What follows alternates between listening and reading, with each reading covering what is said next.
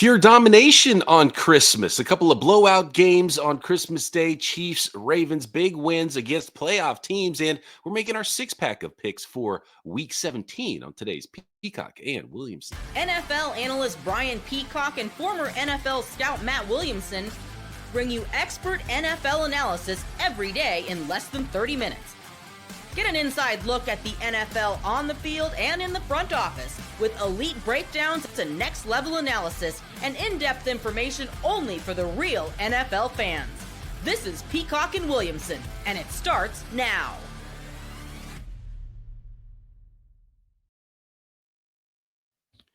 Welcome to the Peacock and Williamson NFL Show. Brian Peacock alongside Matt Williamson at BD Peacock at Williamson NFL. Thanks everybody for making us your first listen on the Locked On Podcast Network. Your team every day. Love and appreciate all of our everydayers. I hope everyone had an awesome holiday as well, and a couple of holiday games that have a couple of impressive wins, I think, on Christmas on a short week that we'll get into today. We'll make 6 picks in our six-pack for Week 17. Got 3 Saturday games as well on the slate this week. A lot of football this week. I hope everyone had a great week with family, friends, or just watching a whole bunch of football games, college and pro. Today's episode of Peacock and Williamson brought to you by Prize Picks. Go to prizepicks.com/LockedOnNFL and use code all lowercase LockedOnNFL to win $50 instantly when you play $5. And it was the Kansas City Chiefs that thoroughly dominated the Pittsburgh Steelers early and throughout the entire game. 29-10 was the final, as the Kansas City Chiefs were wearing funny coats and having a good old time at the expense of the Steelers. And short week, Wednesday on the road, Christmas, and the Steelers didn't put up much of a fight. I don't know if I was as disappointed by the home teams on Christmas in the Steelers and the Texans, or impressed by the road teams, Chiefs and Ravens, that kind of flexed their muscle a little bit in the AFC on Christmas, Matt. Yeah, give me a minute before we get into these, but this was a weird stint of games for all 4 of these teams. This was the third game in 11 days for all 4 of these teams, and that's asking a lot from any physical human being. I think that just shows the league is not super concerned about player safety. And there wasn't a ton of injuries during that stretch. That's not what I'm even saying. But because this was the last leg of that journey for these 4 teams, I thought going into the Christmas games, boy, the home teams have a huge advantage on Christmas. They don't have to travel. They don't have to, deal with their kids, via phone and wait till daddy gets home. And clearly that didn't slow down the away teams even in the slightest. And I was listening to my old buddy Ross Tucker's podcast this morning, former player, and he actually was in town here in Pittsburgh. He did the Steelers-Chiefs game for, he was the radio announcer. And he had the total opposite theory as a former player. He's like, I don't think that's why the Steelers and Texans lost. He's basically Ross's words. But he's like, as a player, 90% of these people aren't from their town. They bring their parents, their brothers, their sisters. Their house is full of people. Like, they're dealing with a lot of distractions on Christmas Day, where he's like, I would have much better been the road player, because all I got to do is get on a plane, take care of business, go home, and the house is all set up and warm and festive for me, and I hadn't thought of that angle. I just thought the opposite, Now, I also think playing 3 days in 11 games, the superior team can really grind out the inferior team too. Late in the game, I think your bodies are just so shot.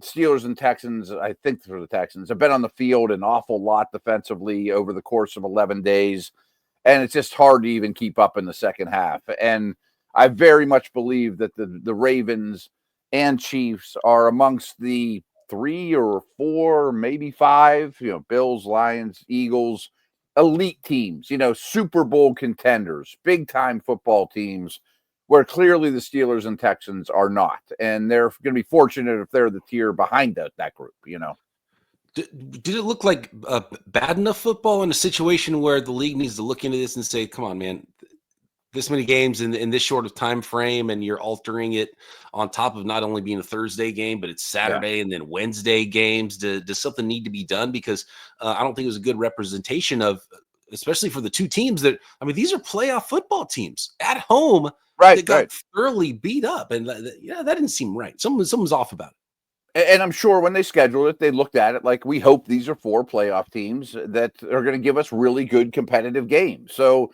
even the NFL didn't get what they wanted. Everyone's turning it off at halftime, and especially the second game, like, this isn't even close.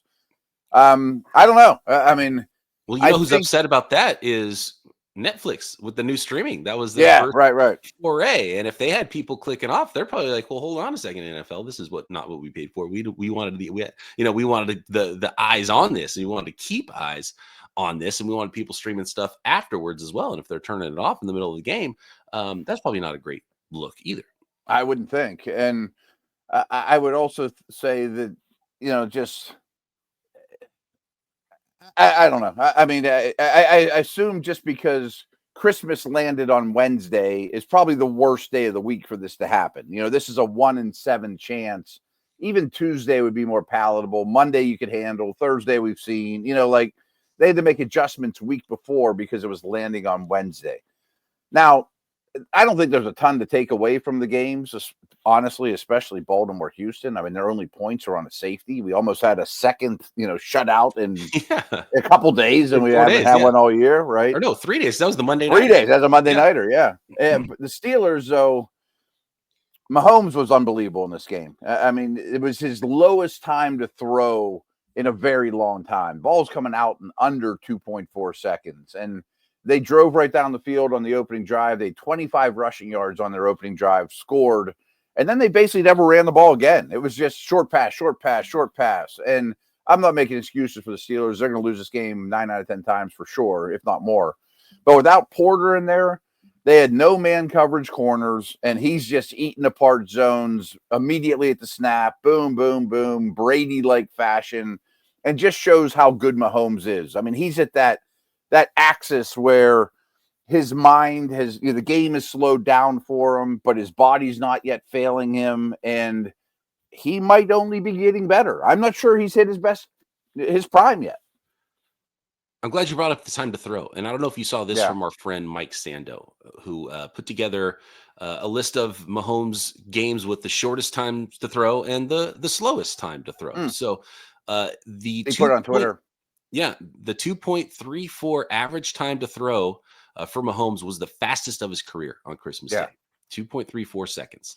And he still had like 8 plays that he extended. So there had to be a lot of 2.0s and 2.1s. Like, you don't even have to block TJ Watt. They can't get there in time, Yeah, and usually, anything under 2.5 is very fast. It's very fast, yeah. And so if you sort all of Mahomes' starts by time to throw in his career, his 14 quickest games of time to throw, he's 14-0. Wow. He's stealing. Yes. And so in his 31 quickest time to throw games, he's 30-1. In his 72 quickest time to throw games, he's 67-5. So it's clearly something that is good for Patrick Mahomes, as good as he is at doing other things. Not being under duress, getting the ball out on time tends to be good for a lot of quarterbacks. And that stays true for Patrick Mahomes, even though when you think about Mahomes, it's all the second reaction plays that he's able to make. And then if you go the other way, in his 9 slowest time to throw games of his career, he's 1-8. Wow. And if you take it to his slowest 17 games, he's 6-11. So, he's only won one of his 9 slowest, and he's won all of his quickest time to throw games, essentially. My big takeaways from that are, wow, he's awesome. But also that means you are executing the play the way Andy Reid drew it up. You know what I mean? And you have the brain power and the release and the short processing to do it, which is unbelievable. And then the Steelers made things worse too. I mean, they would lose Travis Kelce in the end zone. And, they just, after a while, it was, some bad turnovers by Pittsburgh. The middle of the game was somewhat competitive, but that is unbelievable with Mahomes. Because it's so key for the Chiefs, because really previewing this game, the only real advantage I saw the Steelers having was their edge guys against a terrible pair of tackles. And that's going to be a problem for the Chiefs the rest of the way, no matter who they play, And if you're looking at it from a Netflix perspective, and if they wanted a certain demographic and wanted Mahomes and Kelsey to shine. Well, they did get that, 320 Yeah. yards for Mahomes, 3 TDs and a 84 yards and a touchdown for Travis Kelsey there. And again, they got to parade around some nice coats.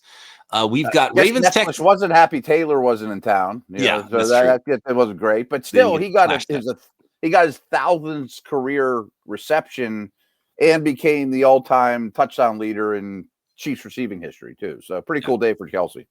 Pretty cool day for Lamar Jackson and the Ravens. Well, let's get I don't know what else to talk about that one. We've got a few more notes on that one for Lamar Jackson, the Ravens, and their 31-2 win over the Texans. And then we'll make our 6-pack of picks. We got 3 Saturday games and 3 Sunday games to make picks for week 17 next.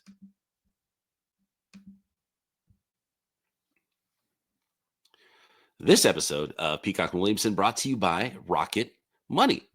Did Rocket Money help you find any subscriptions that you forgot about or that you were paying for twice? Well, this definitely happens, and you might be shocked that you're paying for a few subscriptions that maybe you forgot about, and some maybe you didn't realize you were paying for twice. And Rocket Money makes it so easy to track all of those down. It's like having a personal assistant for your finances. Rocket Money is a personal finance app that helps find and cancel your unwanted subscriptions, monitors your spending, and helps lower your bills so that you can grow your savings. It brings everything together in one place, whether it's subscriptions, your spending habits, or even the goals you want to hit this year. Rocket Money has over 5 million users and has saved a total of $500 million in canceled subscriptions alone, saving members up to $740 a year when using all of the app's premium features. So cancel your unwanted subscriptions and reach your financial goals faster with Rocket Money. Go to rocketmoney.com. rocketmoney.com/locked-on today. That's rocketmoney.com/locked-on. rocketmoney.com/locked-on.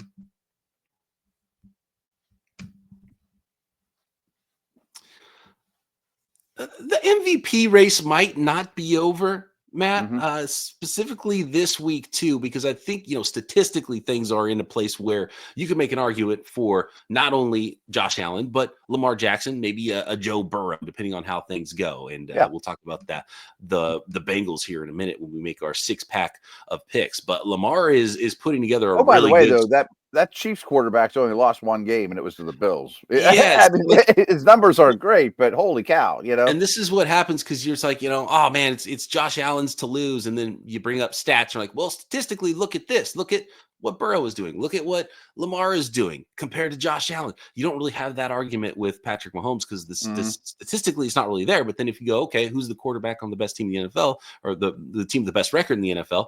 Then you have Patrick Mahomes entering the conversation too. So it might not be that cut and dry. And we'll see, Saquon Barkley going to rush for 2,000 yards. He's going to be in the conversation. So it might not be as slam dunk as it might have looked, especially when on Christmas Day, a lot of eyeballs on Lamar Jackson. And, he's going to put the quarterback rushing record so far away that in our lifetime, I don't know if we'll ever see anybody break it, even though there's more and more good running quarterbacks coming into the league. What he's doing is crazy. And they were talking about him hitting 21 miles per hour running. And he was after the game like, oh, I was just jogging on that. Really? 21 miles per hour? He was like, he was surprised how fast he was going. And that's just him cruising speed out there. And I mean, the Texans had no answer for anything. They couldn't muster any offense against the Ravens defense. And that's kind of been the thing with the Ravens. Like, oh, the offense is awesome. Can the defense hang on? And can they really go far in the playoffs? And they've lost those 5 games this year. And then they get on the field with the Texans and just ran them off 31-2. You had no answer for whether Lamar Jackson kept it, whether Lamar Jackson threw it, or Derrick Henry ran the ball. Derrick Henry, a healthy dose of 27 carries for 170 yards and 147 yards. And a touchdown for Derrick Henry. And as you mentioned, if the Texans defense didn't muster a safety, well, they would have gotten blanked by the Ravens on Christmas Day. Yeah, I am super impressed with the Ravens. I brought this up before, but these guys both had week 14 buys. And I'm like, oh, that's going to serve them so well before this crazy 3-11 stretch. 50% right. I mean, I just think there's some things that are broken with Houston. Protection, O-line. I laughed last, time we were together. They have 4 O-line coaches. None of them seem to be doing any good. I mean, and the defense looked pretty spent as well. I mean, maybe that's some fatigue of the 3 of 11, but tackling Henry and dealing with Lamar. I did not see a blowout coming. I picked the Ravens, and I put a couple bucks on them to cover, but I did not see 31-2.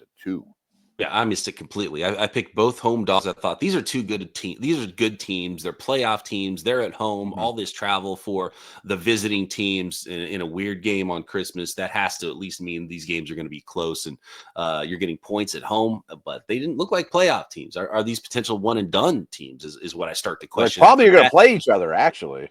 Or was this? Yeah, well, that's true. They can't be one and done if they play each other. That might be the only way, because the way both these teams are playing and kind of backing into the playoffs. And oh, by the way, the Ravens in a good spot in the AFC North now as well. Yeah, they've clinched the North, so they're in great shape now. The Ravens are.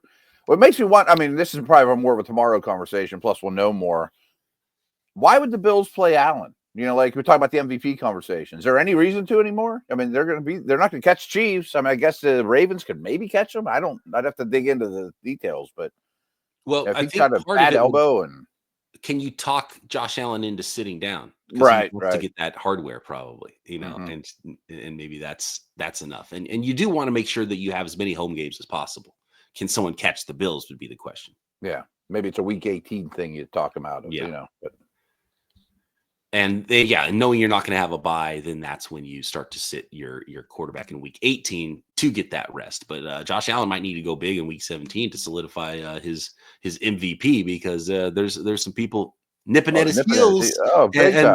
And depending on who you're asking, maybe have already leapfrogged Josh Allen for MVP, namely Lamar Jackson. It's going to be Lamar's case is pretty strong. I mean, it's a much better year than last year.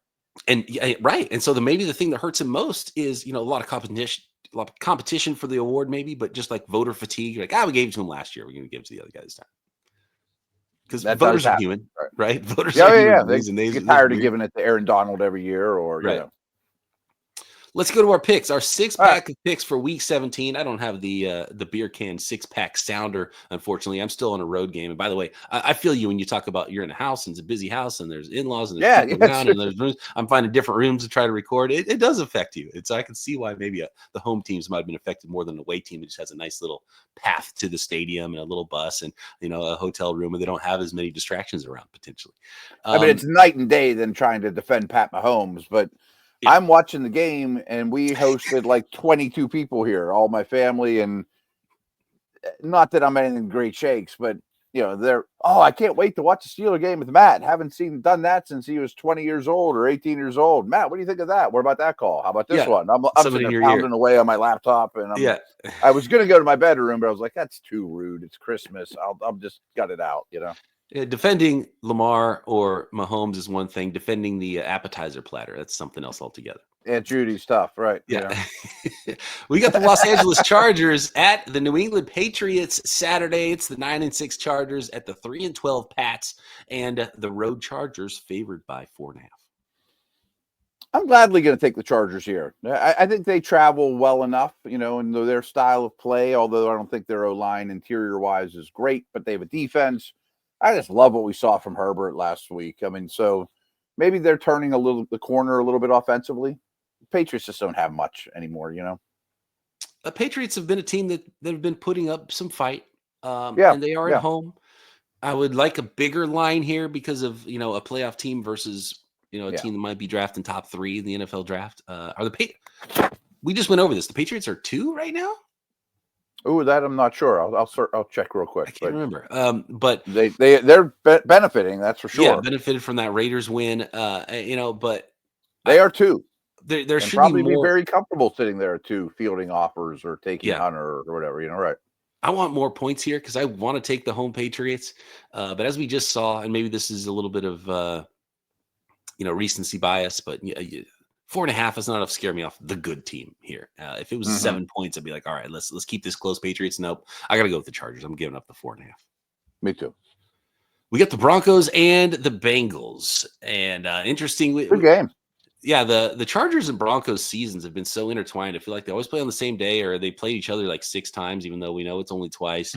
Right. And the Bengals have been this team that's like, can't count them out yet. Mathematically still in it.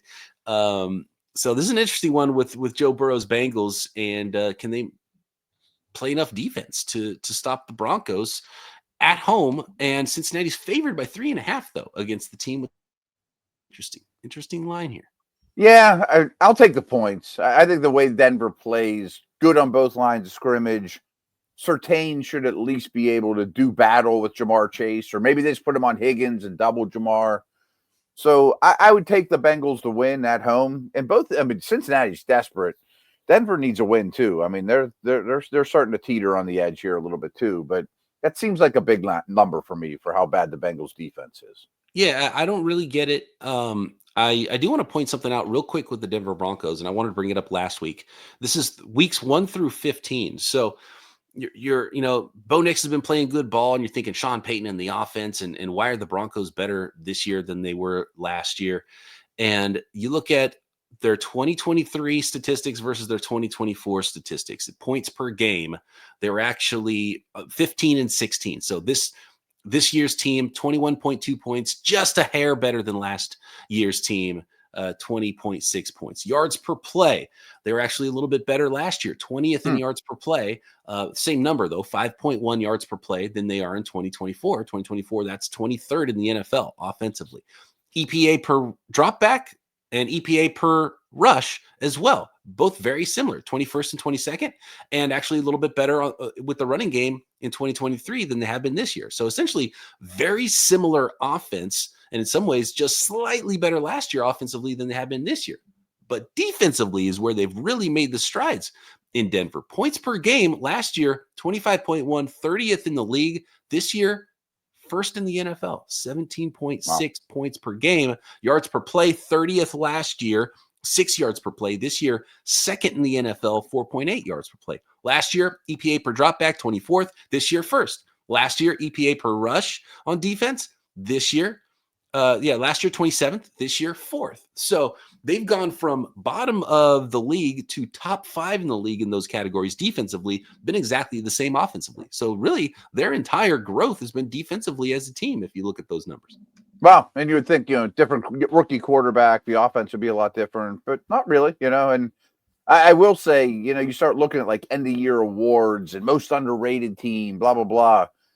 That Broncos D line and their pair of safeties is a lot better than people know. And there's just not a lot of household names on there. Like Zach Allen is a really, really good football player, and Benito, and and Jones, the safety that came over from Miami.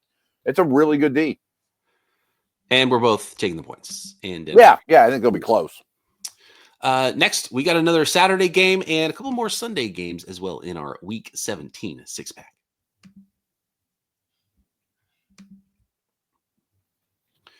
Today's episode of Peacock and Williamson is brought to you by FanDuel, America's #1 sportsbook, and we bring up all the lines and reference the lines for our picks this week and every week. It comes from our friends at FanDuel. And the NFL playoffs almost here, but it's not too late to get in on the regular season action with FanDuel, because right now new customers can finish the season with $250 in bonus bets if you win your first $5 bet. FanDuel has so many ways for you to pick up a W, whether it's the weekly lines. Maybe you love betting on which player will score a touchdown. Tons of props every single week. How many points will each team score? It's thrilling. NBA, NHL, live in-game betting as well, and those tasty draft props, so much more. You can find all the action on FanDuel. And all you got to do is visit FanDuel.com to join today. That's FanDuel.com for your chance at $250 in bonus bets. Make every moment more with FanDuel, an official sportsbook partner of the NFL.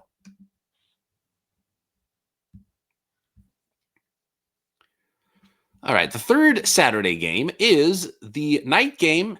It is the Arizona Cardinals at the Los Angeles Rams. The Cardinals have officially been eliminated, but they can try to play spoiler for the Rams that are trying to win the NFC West at 9-6 before their Week 18 matchup with the Seattle Seahawks, and potentially an opportunity to clinch this thing early for the Rams if the Seahawks aren't able to do their work on Thursday, even though, Matt, we both picked, I believe, the Seattle Seahawks on Thursday night, tonight's game. And so what do you think about the Saturday game with the Cards at the Rams? Rams favored by 6.5 at home. Yeah, I think the Cardinals are one of these teams that still has a lot to play for. Does it make a big difference if they end up with the 3rd pick or the 8th pick? They're not in that realm, so they're trying to play spoiler, make things tough on McVay and Stafford and some of the pillars of the division. I just don't think they can do it defensively. I mean, the Rams, I think, are in a really good spot with Kyren Williams and Kupp and Nakua. I think the Rams offense can rule the day here. And frankly, I don't love how Kyler's played at all lately. The Rams are cruising right now, but I do think this thing's going to be interesting enough in week 18. And this is me maybe just rooting for it, voting with my heart here. 6.5 points is a lot. I think the Cardinals are a competitive enough team, a division rival that can come in and keep this one somewhat close. So I'm going to take the Arizona Cardinals in and take the points. And this might, I have a feeling this might be my worst week of picks, by the way. And then I'm blowing it here late in the season. We'll see if the Rams. I don't even know what day it is. Like I'm having a tough time, man. Yeah, it's 11 podcasts in 3 days. We got the same exactly the same thing going on that those Christmas Day teams had going on. So I got to get back to building some Legos here. That's what's there. You go on the back of my Ground mind. You a little bit. Right. I got a lot of pressure. I got eyes peering through me to try to get back and finish Christmas festivities. But give me the Cardinals in an upset to try to hurt a division rival here in the Los Angeles Rams. I'm rooting for chaos as I do in the NFL. All right. How about this one? Here we go. This is another thing. We just talked about Josh Allen MVP stuff. Mm-hmm. The Jets at the Bills. So the 12-3 Bills are hosting the 4-11 Jets. Buffalo favored by 8.5 points here. This is a big Josh Allen game. This is the one. Yeah. Josh Allen needs to go big. He needs to put an exclamation point on his MVP and then rest in week 18. And I think that's hopefully the plan for the Buffalo Bills here. Can they cover that 8.5 points is my question at home. I think it would take the points. Rodgers seems to be giving it his all, legacy. Maybe it's his next team. Maybe it's to convince Woody, whatever. Wilson's been a little bit of a squeaky wheel. And I just haven't loved the Bills defense lately. I think Allen had kind of a quiet day. Will probably rebound. I kind of like the over in this game. I'm looking at 46.5. I could see a lot of points unless weather is a factor. So I'm going to take the points. And if weather is a factor, I even feel better about the 8.5 in my pocket, I'm going to go the other way. I'm going to go Buffalo Bills here, and I'm going to go Buffalo Bills to win big and completely blow out the New York Jets. As weird as some things have looked sometimes with the Bills on defense, the Jets have just been weird everywhere. And I just don't think they're going to hang. I think the Bills are going to prove and step on the neck of little brother New York Jets here in this one. Big Josh Allen game. I could see it. And we'll finish here. This is the ugliest game of the week. This is draft implications here. This is the 5-10 New Orleans Saints who are who just got shut out, hosting a red hot Raiders who just won a game at 3-12. The 3-12 Raiders at the 5-10 Saints. Raiders are favored by a point. The Raiders are favored right now, Matt, on the road at New Orleans by 1. I thought Raiders-Jags last week was as bad as it gets, but then I watched the Saints get blanked by the Packers, and now we're getting crisscrossed with these. Mm-hmm. I can't take the Saints. I just can't. I mean, they have no playmakers. They have no quarterback. At least the Raiders have Bowers, and O'Connell's playing okay, by their standards. I'm not putting any of my hard-earned money on it, but I will take the Raiders. You don't even get like a Derek Carr revenge game. No. Right, which would have been fun. Everyone's shut down. Like the Saints don't have anybody right now. The Saints are rolling out like a taxi squad, essentially, with no playmakers. Yeah, and it's wild that the Raiders are favored, and it's wild that I'm going to take the Raiders, and I'm going to give up a point on the road at New Orleans, which is traditionally, a tough place to play. The Saints are just so undermanned. They're the most undermanned team in the NFL probably right now. I think they are. If they're playing the Giants, I don't know who I would take. I mean, that's the one team that I think could be worse. All right, there we go. There's our 6-pack of picks for Week 17. We'll finish up making our picks for the rest of Week 17 on Friday's show. We will review and recap what happened on Thursday night between the Seattle Seahawks, who were visiting the Chicago Bears, and maybe even hit some of your questions. And if you're watching football this weekend, you have some questions for us, get ready for next week's Week 18 mailbag as well. A little shorter week with the holiday, one less show. So we cut out the mailbag show. But if you got some great questions early, maybe we'll get to those as well on tomorrow's episode. Thanks everybody for making us your first listen. Subscribe on YouTube and everywhere you get your podcasts. Matt and I back tomorrow right here. Peacock and Williamson.